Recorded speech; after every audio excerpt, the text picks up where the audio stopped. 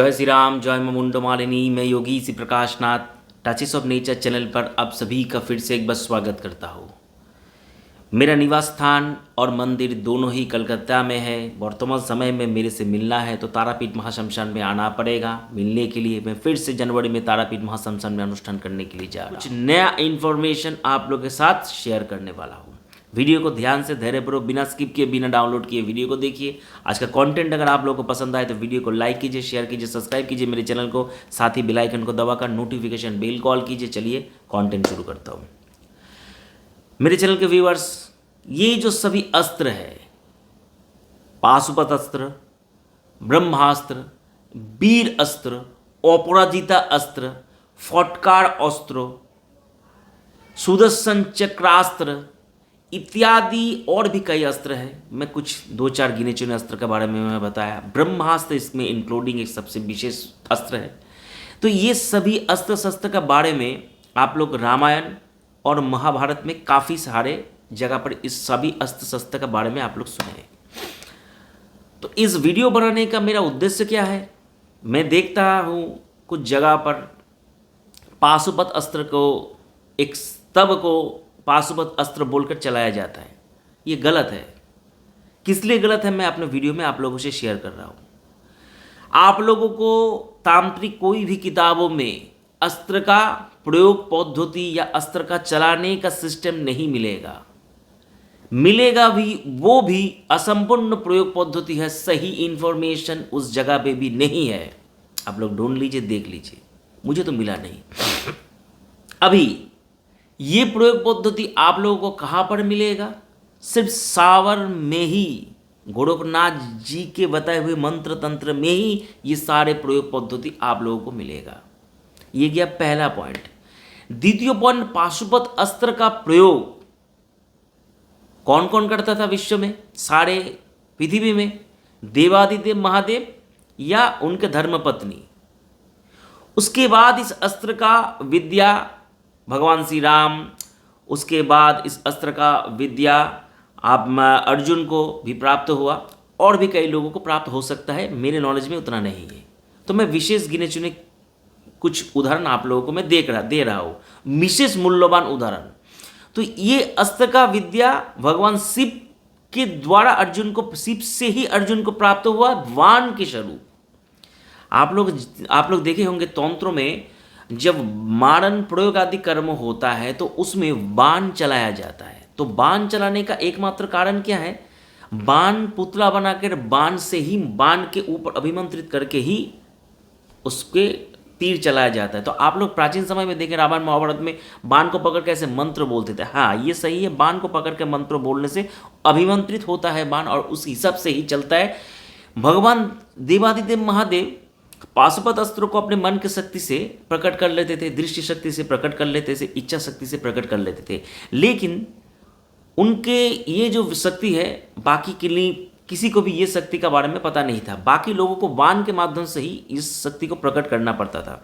तो अभी ये स्तोत्र का क्या लॉजिक है मुझे पता नहीं है। स्तोत्र से वो शक्ति कैसे प्रकट हो गई मैं पता नहीं है। आप लोग सहस्र, हजार, लाखों बार स्तोत्र का पाठ कर ले, लेकिन पाशुपत अस्त्र आप लोगों के सामने प्रकट नहीं होगा, या उस स्तोत्र से पाशुपत अस्त्र का प्रयोग नहीं कर पाएंगे। लोग पाशुपत अस्त्र बोलकर स्तोत्र का पाठ सुनाकर बोलते स्तोत्र से प्रोटेक्शन हो सकता है। स्तोत्र पाशुपत अस्त्र से प्रोटेक्शन नहीं, कोई भी अस्त्र से प्रोटेक्शन नहीं होता है। ध्यान से देखिएगा, रामायण महाभारत में अस्त्र का प्रयोग किया जाता था दुश्मन को, शत्रु को विनाश करने के लिए। भगवान नारायण जब सुदर्शन चक्र हाथ में उठाते थे तो शत्रु का सिर काट के ही, गला काट के ही सुदर्शन अपने हाथ में आता था। तो शत्रु का विनाश करने के लिए ही अस्त्र का सृष्टि या रचना किया गया था।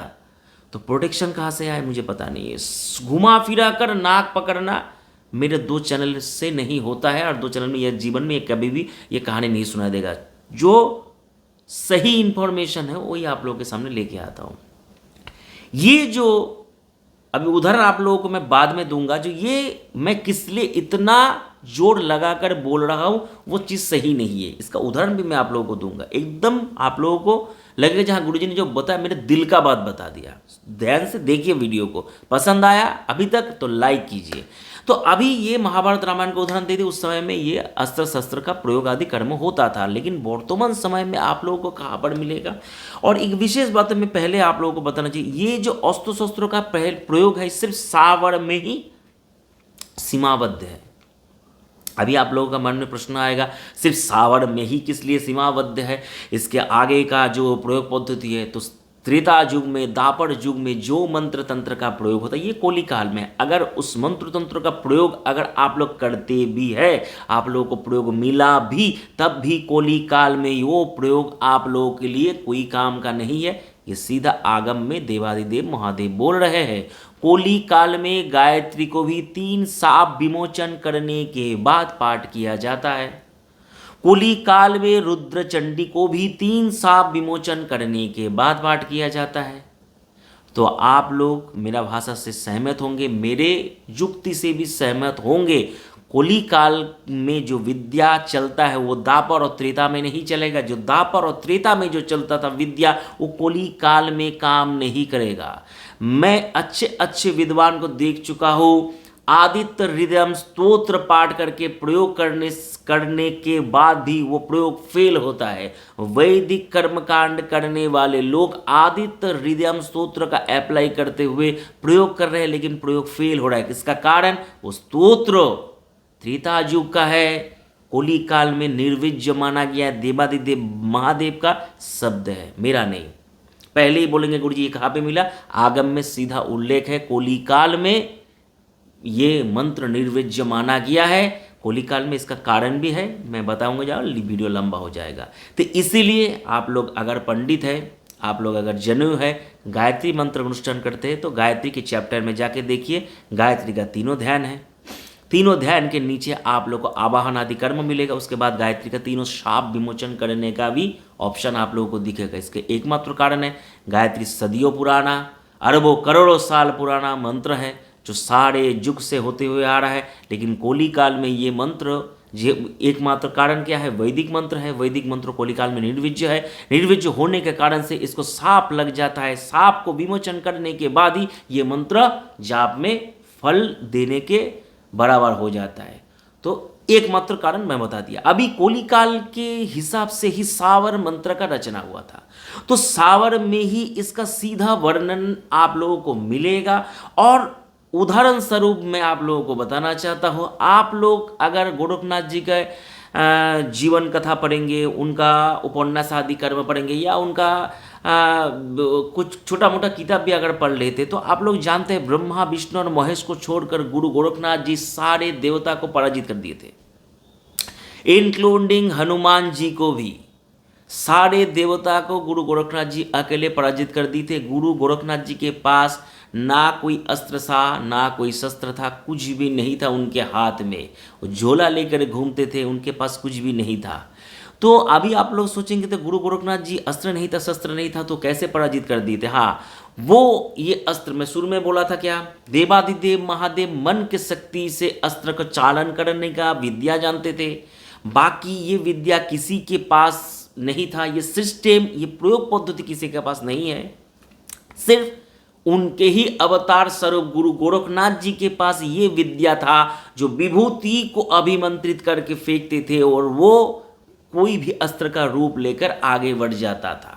ये आप लोगों को गोरखनाथ जी के कथाओं में सीधा मिलेगा। नहीं मिलता है तो दोबारा मुझे कमेंट करके बताइए गुरुजी आपने गलत बोले।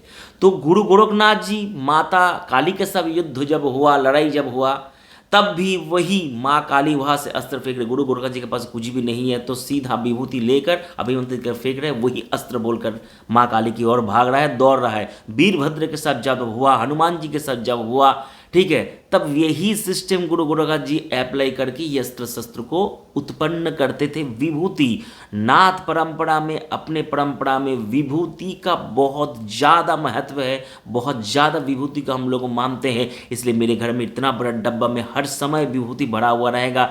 कोई भी नाथ परंपरा के आश्रम में, पीठस्थान में अगर आप जाएंगे तो नाथ जी के डेरे में विभूति आप लोगों को हर समय एक डब्बे में, ये कटोरी में आप लोगों को विभूति भरा हुआ मिलेगा ही मिलेगा। क्योंकि इसका कारण क्या है, विभूति का ही अभिमंत्रित विभूति का ही प्रयोग अपने नाथ परंपरा में रीति सदियों से ये परंपरा होते हुए आ रहा है, इसलिए वही चीज़ का प्रयोग पद्धति हम लोग अभी भी कर रहे हैं। तो उदाहरण मैं आप लोगों को दिया, आप लोग जाकर देख लीजिए, उसके बाद आप लोग आकर कमेंट कीजिए। बिना देखे बिना सही इन्फॉर्मेशन निकालने से पहले कमेंट मत कीजिए। जान के आइए, पढ़ के आइए, समझ के आइए, कमेंट कीजिए। सुनने में पढ़ने में भी अच्छा लगता है। तो ये प्रयोग पद्धति गुरु गोरखनाथ जी के बताए हुए, इसलिए सिर्फ सावर में ही ये प्रयोग पद्धति सीमाबद्ध है, बाकी किसी भी किताब में ये प्रयोग पद्धति नहीं है। अभी ये प्रयोग पद्धति को बाहर में बताना बहुत ही ज़्यादा अनुचित कर्म होगा कि ये प्रयोग पद्धति अगर मैं आप लोगों को बताता भी हूँ तो ये प्रयोग पद्धति आप लोगों का कोई काम में नहीं आएगा। गुरु गोरखनाथ जी इस प्रयोग पद्धति को किलित करके गए। जो नाथ परंपरा के साधु है, जो जामात में गए हैं, कभी अनुष्ठान में गए, वो लोग जानते हैं उत्कीलन करने का प्रयोग एवं पद्धति। जो वीर साधना लेकर काफ़ी लोग मेरे से बोलते हैं गुरु जी वीर साधना, वीर साधना। वीर साधना का भी वही नियम है। वीर साधना का मंत्र मैं अगर आप लोगों को बताता हूँ, वो साधना उत्कीलन नहीं होगा। साधना को उत्कीलन करने के लिए गुरु का आशीर्वाद और गुरु का एक की चाहिए।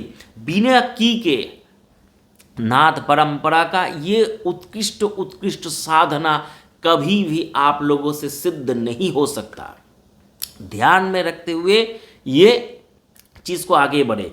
ये प्रयोग पद्धति वर्तमान समय में भी एक्टिव है और इसको आप लोग अप्लाई करके किसी भी शत्रु को पराजित कर सकते हैं। ये जानकर कोली काल में ये मंत्र का, ये तंत्र का गलत उपयोग हो सकता है, इसलिए गुरु गोरखनाथ जी इस सब मंत्र को किलित करके गए। तंत्रों या सावर में काफ़ी सारे ऐसे अलौकिक चमत्कारी मंत्र हैं। उस मंत्र का जाप भी बहुत ज़्यादा है, 5 लाख 6 लाख 8 लाख तक जाप है। और उस मंत्र को उत्कीलन करके जाप करेंगे तो उस मंत्र अभी भी बात करेगा, अभी भी मंत्र बात करता है। लोगों के मन में शक है, लोगों के मन में अविश्वास है। रात को तारापीठ महाश्मशान में एक छोटा सा मंत्र बता दूं तो रात को जाएगा, तो रात को नहीं 10 बजे अगर बैठ जाता है, जब लोग पब्लिक बहुत ज़्यादा भीड़ रहता है, रात को 10 बजे अगर धूप दीप जला कर अगर तारापीठ महाश्मशान में बैठ जाएगा तो 10 मिनट भी जाप नहीं कर पाएगा, शरीर में कपकपी उत्पन्न हो जाएगा। जितने बड़े बड़े काफ़ी बड़े बड़े तांत्रिकों को मैं देख लिया, चिता में जाते हैं, बैठते हैं, भाग जाते हैं। तो ये सब सुनने के लिए और समझाने के लिए अच्छा है। प्रैक्टिकल और थ्योरी में ज़मीन आसमान का फ़र्क है। आशा करता हूँ मेरे बात से आप लोग सहमत होंगे।